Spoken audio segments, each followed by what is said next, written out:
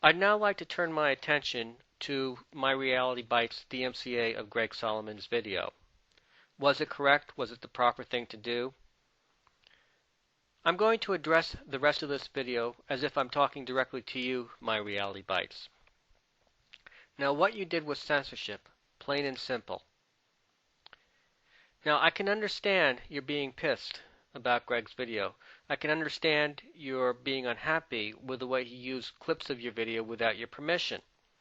I can further understand your frustration because evidently, judging from what you wrote in the comments section, Greg was first to censor you by not allowing you to comment on his video. You couldn't. You posted comments in the comments section of his video, and unless you're lying, and at this point I have no reason to believe you are, he deleted those comments and he blocked you from commenting any further.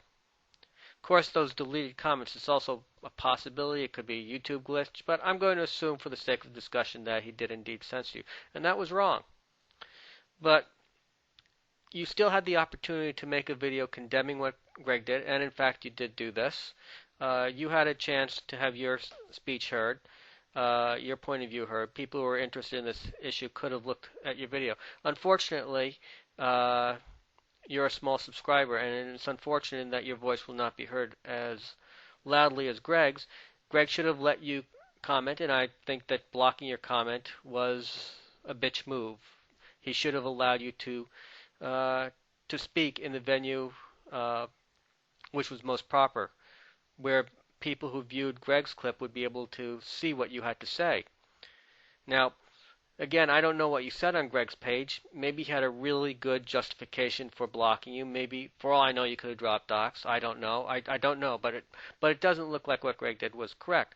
But this really is not an excuse for sending in a DMCA. And in fact, from reading through your comments on your video, I get the impression you were about to send a DMCA anyway. You said that you would give him 24 hours to remove the video, and it was only because he blocked you that you sent in a DMCA earlier than you might have otherwise. So I don't think that, from what I can gather, your sending in the DMCA was a result of the fact that he blocked you. I think that even had he not blocked you, you would have sent in the DMCA. You sent in the DMCA because you were butthurt about the way he used his video without your permission. Now, does copyright law allow him to use clips of your video without getting your permission? The answer is straightforward. It's yes. And the answer is muddled. It's yes, but. Yes, there's a major portion of copyright law called fair use, which allows us to take, under certain circumstances, other people's clips, other people's works, in order to comment on them, to hold them up to the light, to examine them, and to question them, even critically, even in a manner that makes the person who created the video look ridiculous or stupid. So the law clearly allows this. Unfortunately, the DMCA undercuts the entire purpose of copyright law. The DMCA is an incredibly poorly written piece of legislation, in my opinion, and it strongly encourages websites like YouTube to remove clips when they receive DMCA complaints. So yes, you did use a technicality in the law to get YouTube to remove Greg's video. YouTube is not, despite what they say, obligated under the law to remove the video, but there are very, very, very strong economic incentives for them to do so. Now, should fair use be allowed? Should we be allowed to use other people's clips without their permission? Yes. Undoubtedly, yes. Being able to hold other people's points of view up to the light, to examine it, to criticize it, that's the very basis of the First Amendment. I mean, the purpose of the First Amendment is to primarily let us talk about governmental officials and public stories of public interest, but other things as well. In order to criticize, how can we possibly criticize something without other people saying, well, you're taking it totally out of context, you're twisting it, unless we can actually show what it is that we're trying to criticize.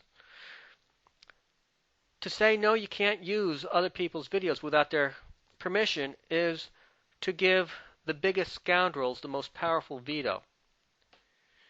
If we say you cannot criticize without getting the person's permission who made the video in order to criticize it, you're giving people a free ride.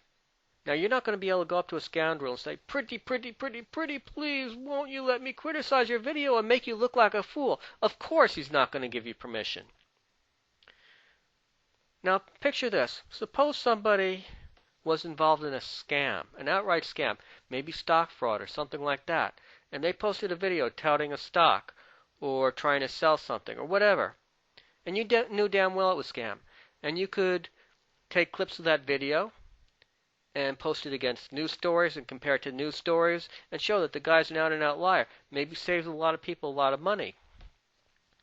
Or suppose somebody from the government is trying to sell us a bill of goods.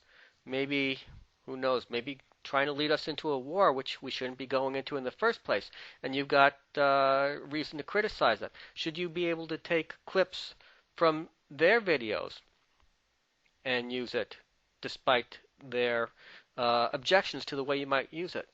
Of course you should be able to. Now, will YouTube remove those criticisms, those legitimate criticisms, if you send in the DMCA? Sadly, unfortunately, yes. I want you to imagine something. Think back, I'm not sure, maybe it was 4 years ago or whatever, when Senator George Allen made his macaca remark. Now, this was videotaped by someone outside of his crew. He had no control over this. This video, the video in question, was never his. In the first place, he didn't own copyright.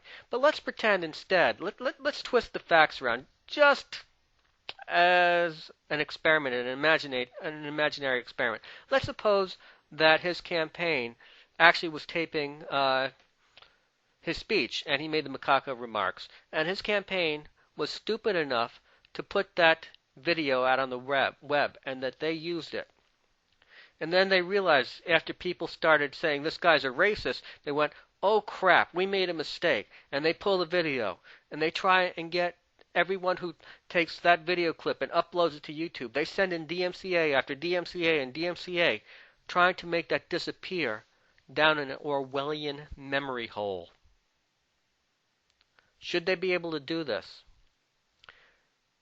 Or must we be able to expose scoundrels to criticism in order to reach the truth, possibly in order to better society, in order perhaps to prevent racists from being reelected to office?